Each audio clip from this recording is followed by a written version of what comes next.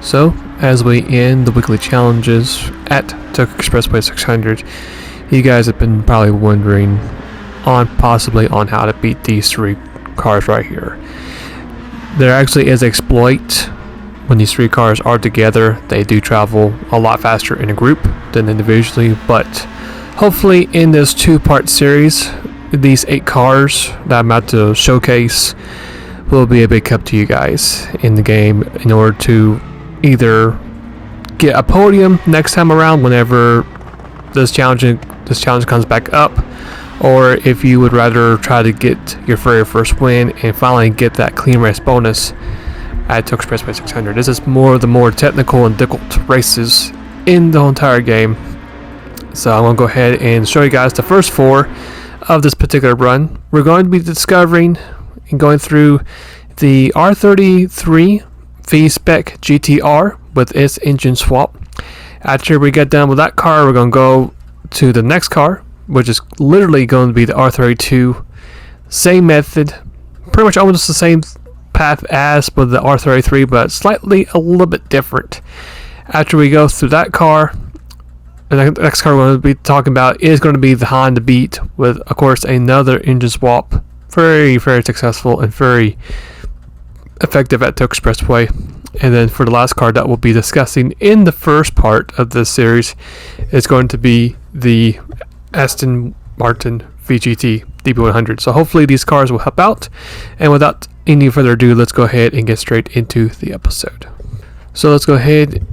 First car we're going to go is going to be the Aston Martin DP100 VGT. Very, very successful car to choose at Tokyo Expressway 600. It has been for the last year to 2 years. The only bad thing about the car is going to be, of course, the price tag. Going to cost you 1 million credits. However, this car is always available, which is always good. Plus, you have a very random slim shot to actually win this car for free at the mini game.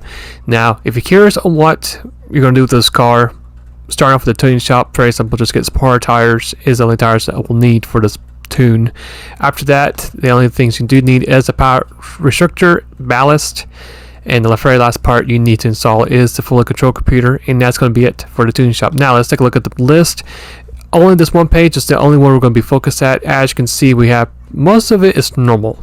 The only thing that you're going to have, of course, is the ballast, the power restrictor, and also adjusting your ECU, but that's literally it for the car.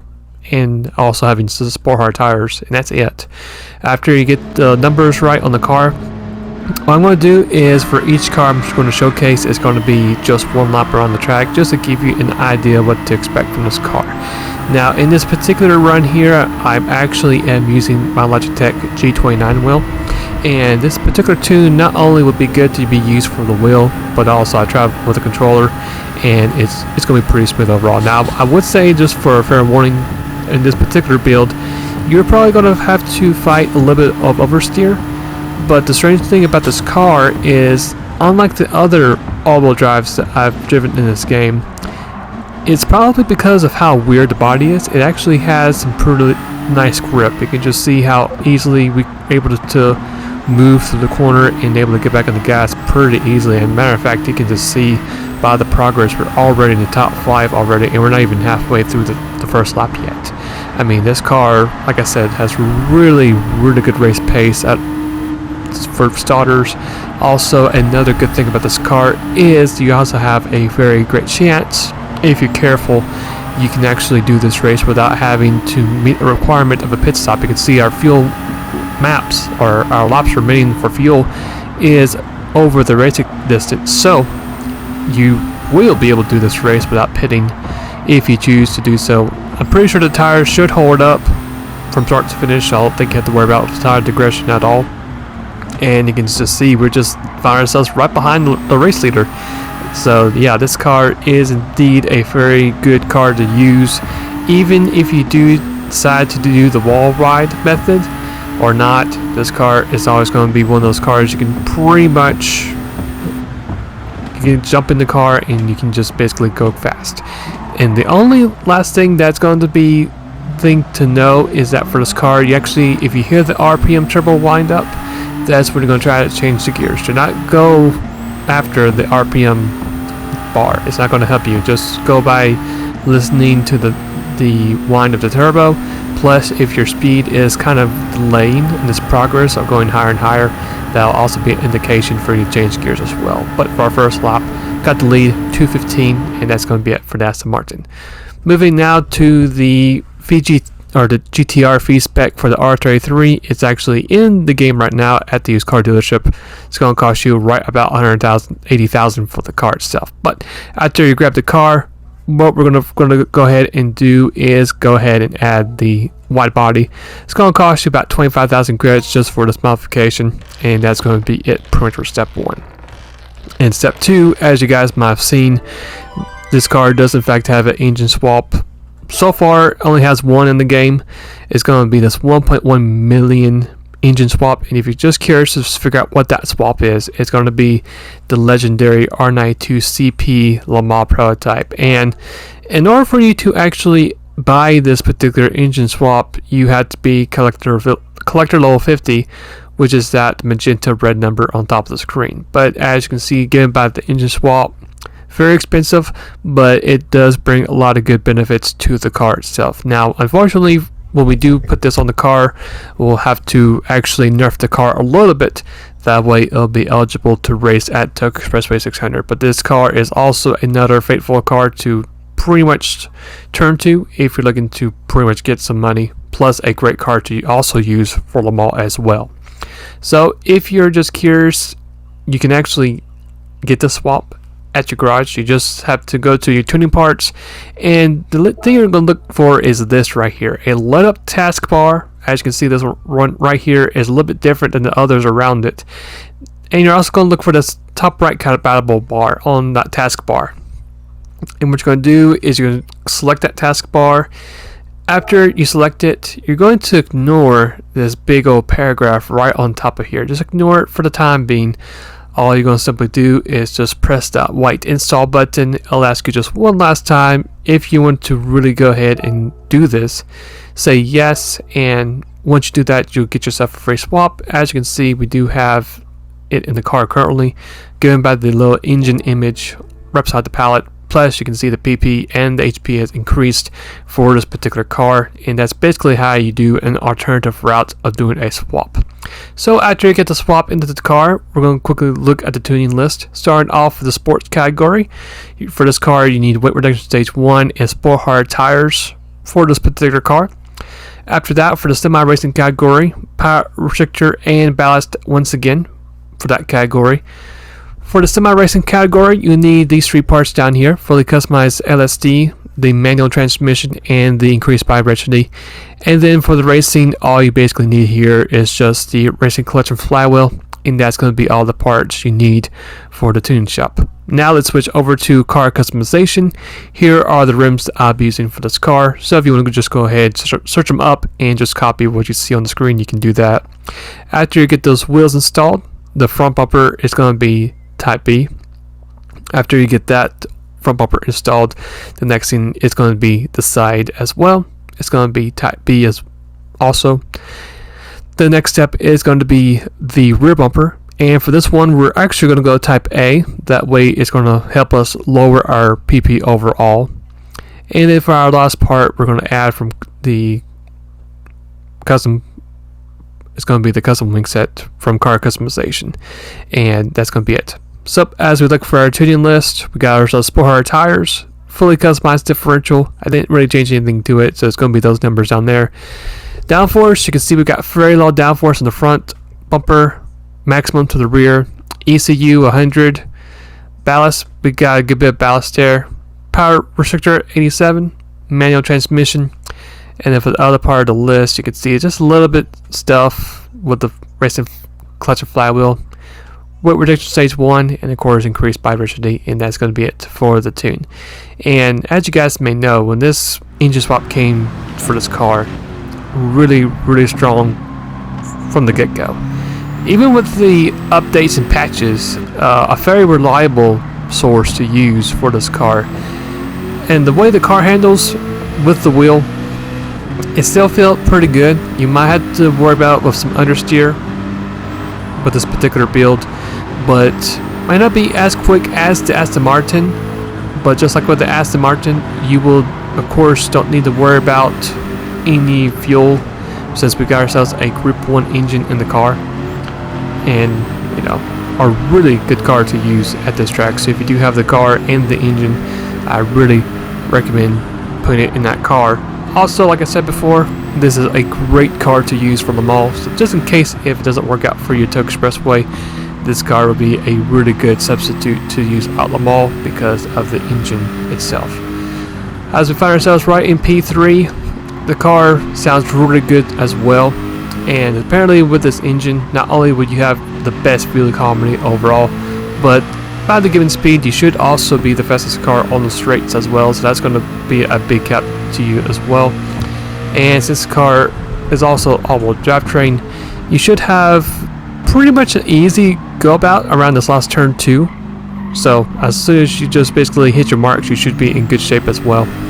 So very good first lap with the V Spec 97 GTR at Tokyo Expressway. So you know, really good build overall. If you have the car and the engine, I would really recommend giving it a shot. Not as quick as I mentioned before, but still a reliable source to use. And yeah, that's going to be it for that run. Our next car is going to be the other GTR, which is going to be this one right up here. It's going to be the R32, and we're going to do the same thing. Sport hard tires is going to be for the sports category. As you may notice, that's the only thing we got in this particular build. Club Sports, we got power restrictor and ballast once again. Semi racing, fully customized ECU.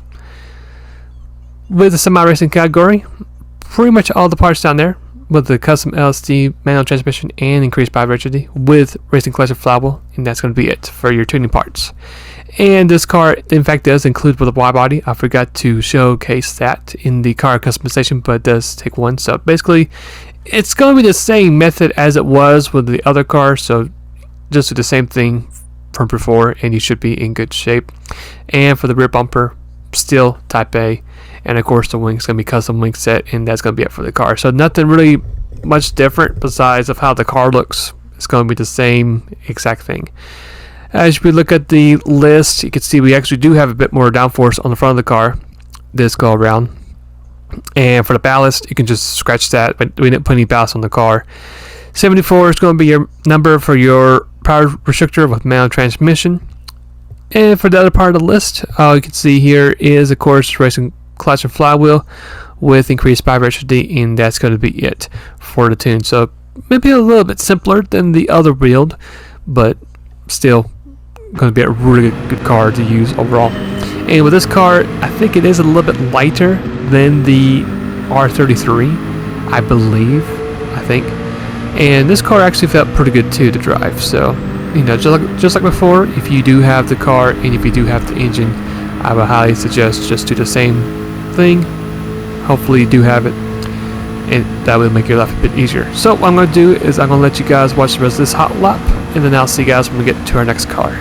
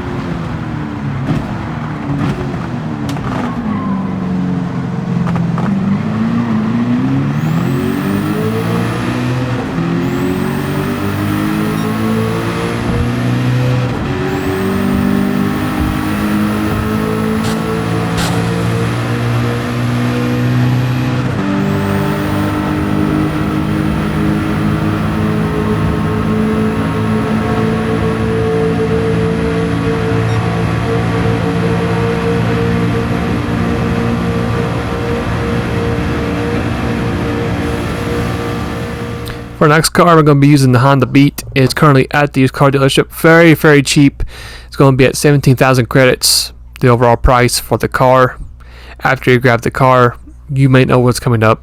We're going to go ahead and add the wide body to the car first. This is actually going to lower the PP points first for the car, which is quite interesting. After you do that, we're going to be focused on the engine swap. It's going to be the Civic engine swap overall, and it just basically is going to bring this car basically to life. I mean, you got a lot of blues. Sure, you might gain some weight to the car, but trust me, it will not really matter that much. It's going to be a really, really good swap for this car. As we go to the next category, which is going to be the tuning shop, sport mediums is what I recommend doing with weight reduction stage 1. Pretty much every part you can see is what you're going to get from the tuning shop. So here's a clip of the rest of the parts.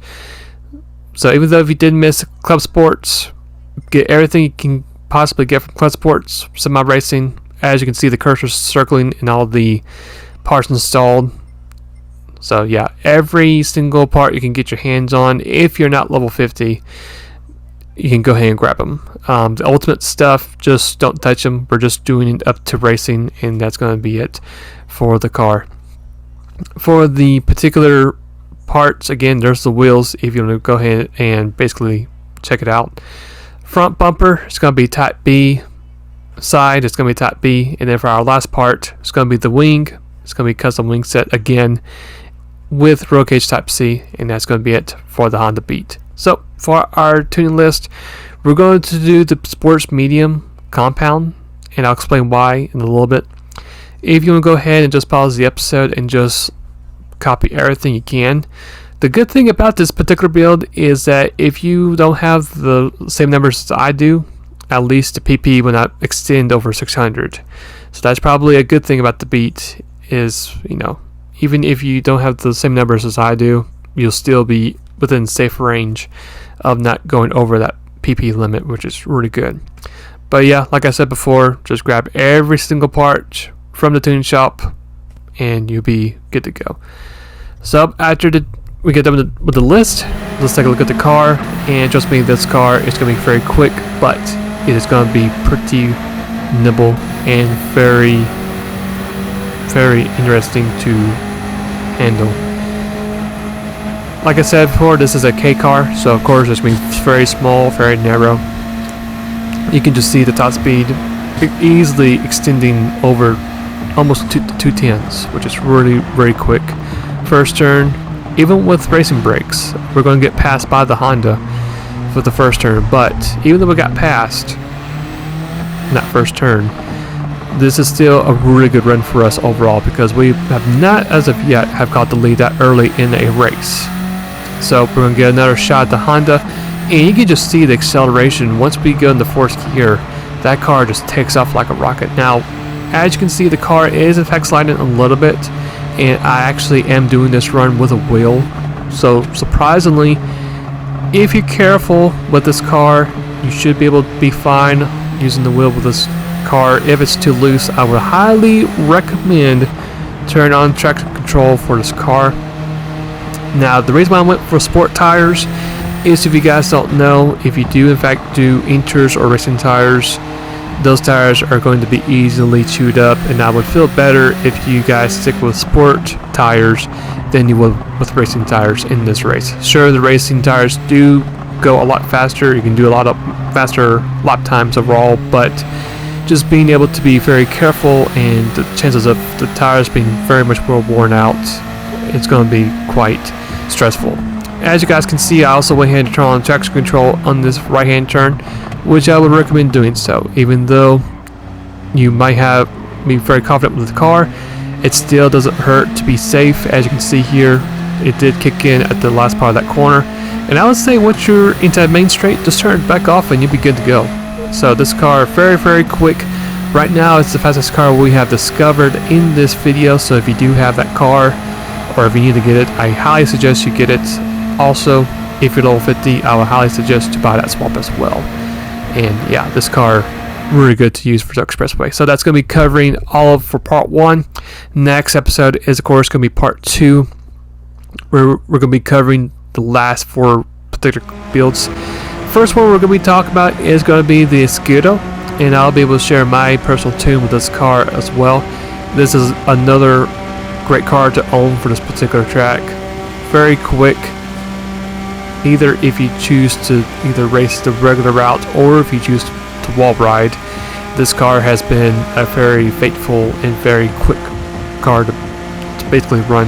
Even though the last couple of years it has seen some nerfs and some patches for this car, may not be as quick as it was back in its prime, but still a great car to overall own, especially to use for Le Mans or for Cerdigna or Spa. Even that track is a good car for that as well. So we'll be going for that car, and after we go talk about the Escudo, we're going to be talking about another K car, except this time it's going to be the Suzuki Cappuccino, another very quick car to use at Tokyo Expressway. Might be right along with the Honda Beat. Not too sure if it's just as quick as the Beat, but very similar in performance. So I can't wait to show you guys that particular run with the Cappuccino as well. And after we talk about with this particular car, the next car we'll be talking about is going to be another great car to use for this particular race, which is another groundbreaker. It's going to be the new Impreza 99 Type R Rally, or not Rally, but WRX car. With its engine swap, as you can see, the scene is just automatically tell you what the kind of build this is going to be. Yeah. So I can't wait to show you guys this particular build. Right now, this particular build is the meta choice to Tokyo Expressway 600. So I can't wait to show you guys this particular build. And for the last car that we'll be discussing is going to be its brother or sister, whatever you want to talk about. It's going to be the 98. So can't wait to show you guys the next part of the 8 best cars to use for Tokyo Expressway 600 for right now. Hopefully this helped you a lot in this episode. If you guys have any more builds or more, we can put in the comments below. If you guys want to check out the last episode, they're just right there. And if you enjoyed what you saw today, why not go ahead and hit that subscribe button as well, which would be highly appreciated. Until then, hopefully you guys have a great rest of the day or night where it might be, and I'll see you guys later, and take care.